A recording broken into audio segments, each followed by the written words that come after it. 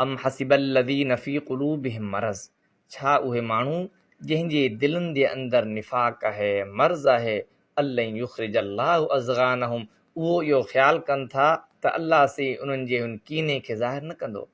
कि जेके माण्हू मुनाफ़िक़ हुआ, मुसलमाननि सां गॾु ज़ाहिरी गॾु हुआ, पर दिलि जे अंदरि ईमान कोन हो, इस्लाम कोन हो, मुसलमान जा साड़ बुग़्ज़ हसद रखंदा हुआ ऐं अहिड़नि जो इहो ख़्यालु हो त अल्लाह से उन्हनि जे बुग़्ज़ खे ज़ाहिर न कंदो।